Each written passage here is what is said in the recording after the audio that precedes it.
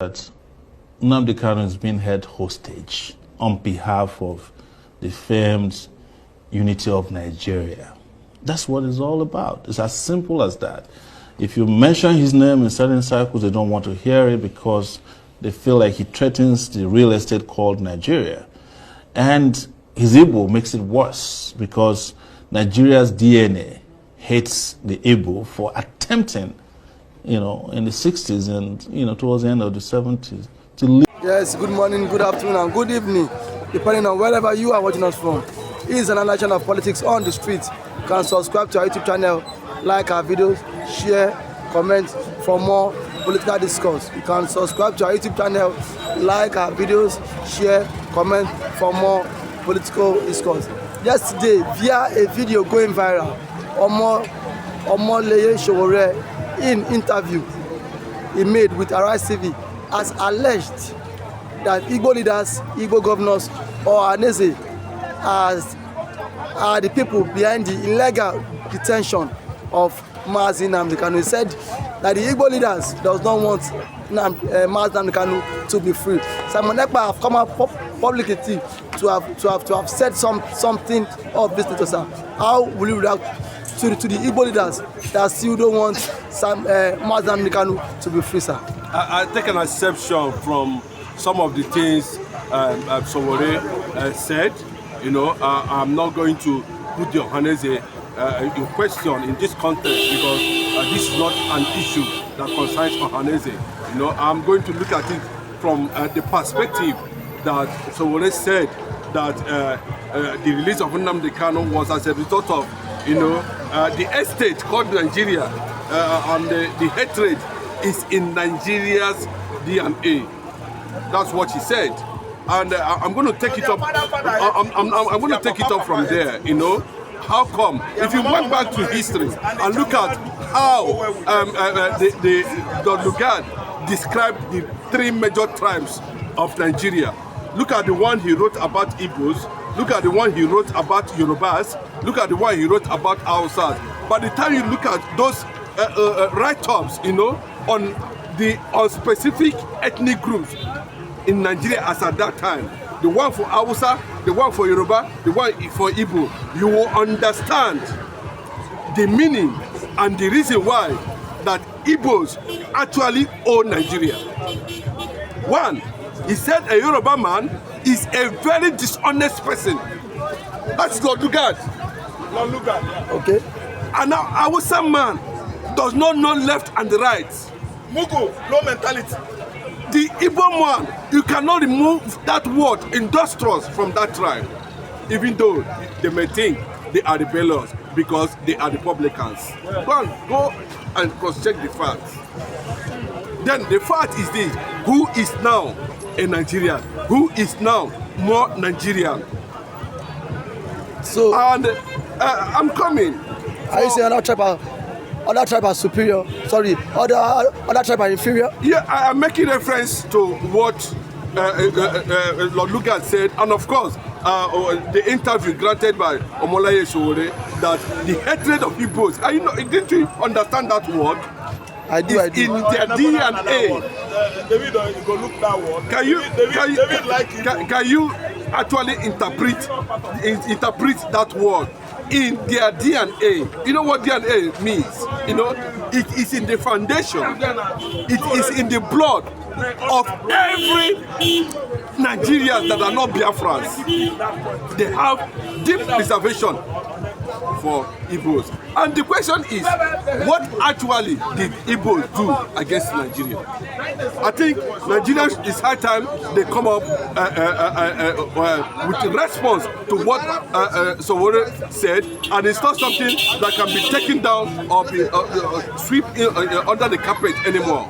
It is becoming very clear that we have the same problem, facing Africa.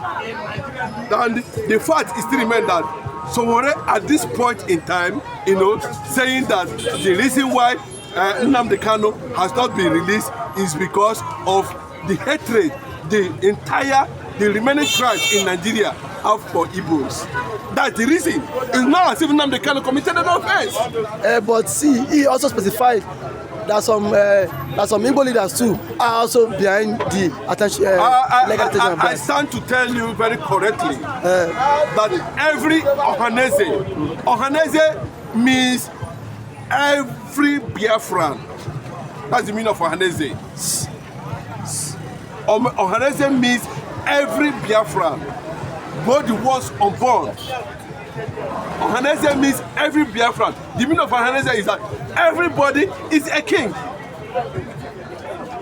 Please understand that very well. And we do not owe allegiance to anybody. And because of our nature that God has given us, ab initio, Igbos has always been very, very industrious. Igbos do not believe in Baba Sope. Igbos do not believe in Rakadede. Igbos does not believe in feudalism. Igbos do not believe in welfareism. Igbos are democratically capitalists. That's who they are.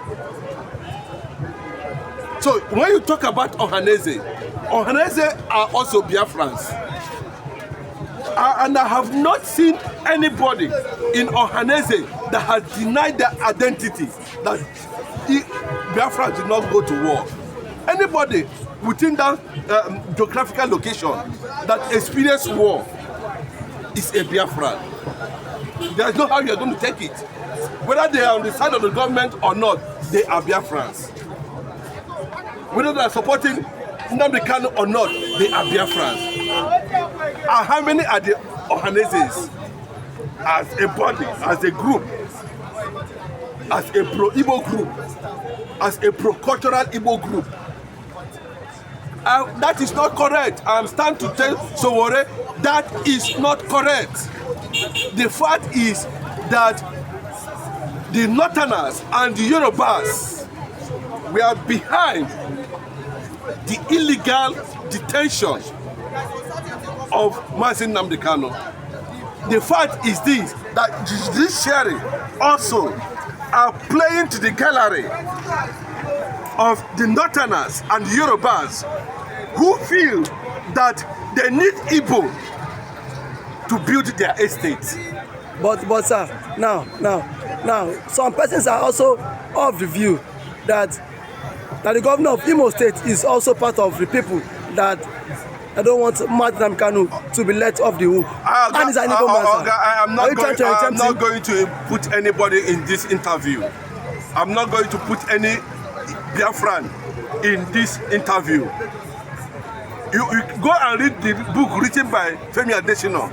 How Femi Adesina, Abubakar Malami, and Buhari sat down in a secret room and organized how they wanted to kill NNAMDI KANU.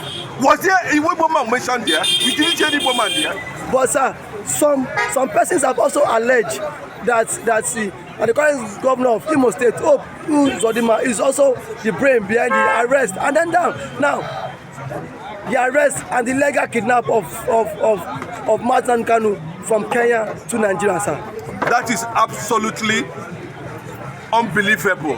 That is arrant nonsense. That is, anybody that's peddling that kind of news. See, we have to be very real because this has to do with a generation. This has to do with a country. This has to do with a restoration of Biafra. And we have to be very careful the way and manner of which we, throw some certain things to the public for digestion.